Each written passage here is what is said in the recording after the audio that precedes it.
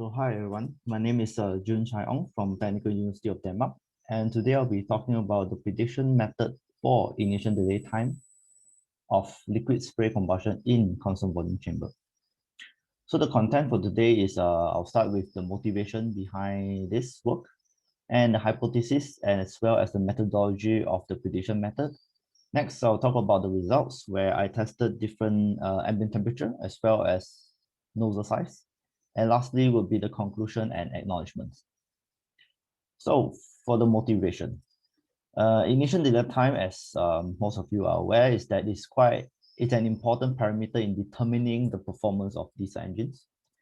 And in order to actually simulate the combustion process of diesel engines or diesel spray combustion in general, you actually need a chemical mechanism. And in order to evaluate any chemical mechanisms in predicting ignition delay time for diesel spray combustion, you actually need to perform sort of like a sequential test. So the first test that we usually do would be to perform a 0D homogeneous reactor simulation, where you assume it to be homogeneously mixed. And mostly you use software such as Camkin or Cantera to do this simulation. And you can actually perform the ignition delay time fairly quickly with that varies with temperature as well as equivalence ratio. So this is just an example. So after doing this, you want to simulate an actual diesel spray. And before we go into combustion, we usually simulate the non-reacting part first. And so as you can see here, it's a 3D inert, which is a non-reacting spray simulation where we first validate the vapor penetration, liquid penetration, as well as the radial mixture profile. So this figure that you see in the middle is just an example of vapor penetration and liquid penetration validation. And after we validate the non-reacting, and we are sure that the spray is modeled correctly and captured correctly, next we only perform a reacting spray simulation. So this is just an animation of one of my simulation.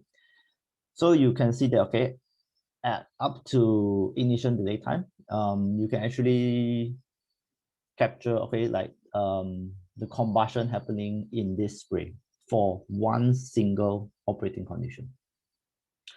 So if you were to consider the time needed to perform a full evaluation of a single chemical mechanism, when I say full evaluation means that a proper performance test of the mechanism at one operating condition. And let's assume that I'm just using one reduced mechanism with 53 species. For the 0D homogeneous simulation, you can actually take less than an hour and you can run for various temperature and various equivalence ratio. You can do quite an extensive test. So it's quite quick. And next would be the 3D non-reacting would take, for my case, is around 20 hours each using 160 cores with around 19 million cells. And for 3D reacting, it actually took around 168 hours. But please take note that, so as you can see, if I were to add them up all together in order to run a full evaluation, it would take roughly 8 days. But 8 days for a single condition and a single mechanism. But please take note that it is, you can argue saying that, okay, for this case, I'm actually using LES simulation. That's why the cell size is quite a lot, 19 million. But you can say that, okay, we don't want LES, we want URANs and so on. So all this, the computational cost actually depends largely on the mesh size, the time step, the turbulent chemistry interaction model, if you're considering it, as well as the chemical mechanism size. So now I'm just using 53 species. If I were to use a larger mechanism, maybe 90 species and so on, the time would obviously be much longer.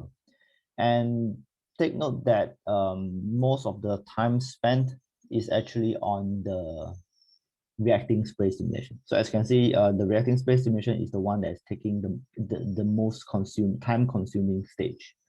So the idea is that, or the question is that, is there a way to predict ignition delay without running a 3D reacting spray simulation? So that's the motivation behind it.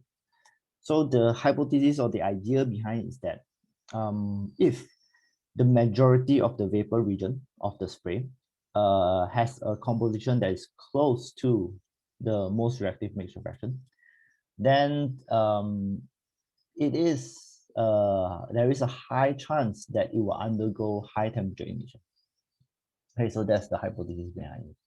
And what is most reactive state, you may ask, is that so if you were to perform ignition delay time versus mixture fraction along, if you were to perform a 0D analysis of the ignition delay time along the spray mixing line, later I'll talk what is a spray mixing line, you can actually get a graph below where you get the y-axis is the ignition delay time, x-axis is the mixture fraction. You can actually get a graph like this, where the lowest point of this graph is actually the most reactive state. So what it means is that at what mixture fraction you will have the lowest ignition delay time. Okay, so at this particular point, you have the most reactive mixture fraction and the most reactive ignition delay time. So, and why is this so important, or why is the mixture fraction, most reactive mixture fraction important? So based on some 3D simulation that we simulated, we find that the high temperature rise, so as you can see from this tree figure right here, the high temperature rise is happening close to the most reactive mixture fraction. So the green line here is the most reactive mixture fraction. So hence we can sort of like so the results actually imply that the high temperature ignition is linked to the most reactive mixture fraction. So the idea or the methodology behind it is actually to just perform an inert spray simulation. Okay, so by performing the inert spray simulation, you can actually get the most reactive states. You can also get the probability density function of the mixture fraction. Okay, so by using these two parameters or these two outputs from 2 and 3, you can actually use it to predict the reacting spray ignition delay time. So let's go step at a time. So first, we perform inert spray simulation. So it's a very standard simulation.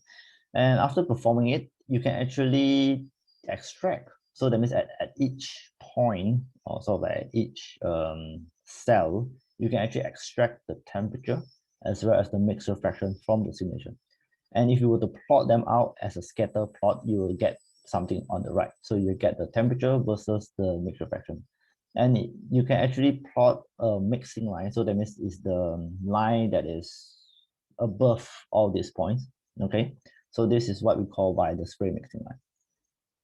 And yeah, so it's basically the maximum temperature that can be achieved at different mixture fraction. So by doing so, you can actually then along the mixing line, you can actually extract the temperature and the mixture fraction along the mixing line. And with this parameters, temperature, mixture fraction, you can actually plug into a 0D homogeneous reactor simulation. That means if you can perform a 0D homogeneous reactor simulation using Chemkin or Cantera, and you can actually get the figure that I showed you previously, which is the most reactive curve. And you can, by doing so, you can actually extract the most reactive mixture fraction as well as the most reactive ignition delay time. Okay, and please take note that the results that are shown here is from a mechanism called by Yao, which has around 54 species. Yeah. So besides doing that, the next step is actually to obtain the probability density function of the mixture fraction. So in order to do that, you can actually compute it based on the equation given on top. And you can actually compute the PDF of the mixture fraction for each time instances. So you can see here you have at 0.1 millisecond, 0.2, 3, 4, and so on and so forth. Okay, so it's sort of the evolution of a PDF. But the most important parameter that we want is actually the peak of the mixture fraction.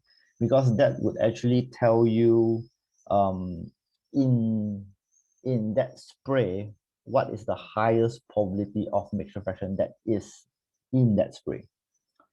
And if we were to plot it out, you can actually plot out at different time what is the peak mixture fraction along the time.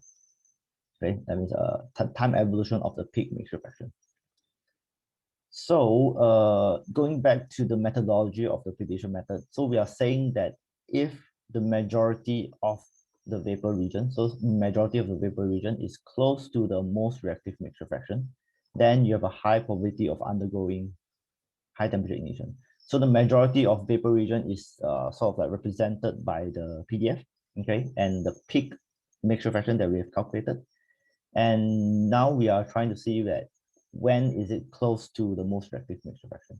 So by getting the most reactive from this figure right here, we can actually draw a line, and that intersection line will actually tell you the time taken to reach or to achieve the mixture fraction close to ZML. Okay, and you can actually interpret it in such a way that it is the mixing time of the spray to attain the composition favorable for high temperature ignition. So this is the mixing time. And once you mix, or once you take this long to reach this stage, it is assumed that the mixture will actually undergo high temperature ignition following this ignition delay time, the most reactive mixture fraction. Sorry, the most reactive ignition delay time. So the ignition delay time for the reacting spray is just the addition between the mixing time and also the most reactive ignition delay time. So this IDT predicted would be your predicted ignition delay time for the reacting spray. So let's validate this. So if you look at this, the conditions are given on top, okay? And you have the experimental ignition delay time, the most reactive ignition delay time from the 0D simulation. You have the IDT CFD. So this is the CFD simulation from an LES simulation, okay, with 19 million cells. And this is the predicted ignition delay time using the prediction method. So as you can see, we are getting quite a good agreement with the experimental, which is around 5%, as well as the CFD, which is also around 5%. So besides just testing it at 1 ambient temperature, we also did for different ambient temperatures. So we did it for 800 and 1000 as well. As you can see, our prediction is such, so there is quite a good agreement. We also did it for different nozzle size. So we did it for 90. We also did it for 180. So we did it for large nozzle as well. And as you can see, we did the agreement is quite well. So this is the full summary of the ignition delay time. With respect to experiment, the largest difference is around 23%. With CFD, yep, it's around 32%. But overall, I think it is overall we can conclude that the prediction method actually captures the trend, and it can provide actually a quick way to evaluate newly developed mechanism. And as you can see, we don't need to run any 3D reacting spray simulation. So by just performing a 0D analysis and an inert spray simulation, you can just combine them and then use it to evaluate how, or sort of like to predict how will it behave when this mechanism is in an actual reacting spray simulation. So yep, and that is about it. For more information, you can actually look at the paper attached here. And and I would like to acknowledge that the work is funded by DFF, Independent Research Fund, as well as Man Energy Solutions. And that's all. Thank you very much. And please let me know if there's any question. Yeah, thank you.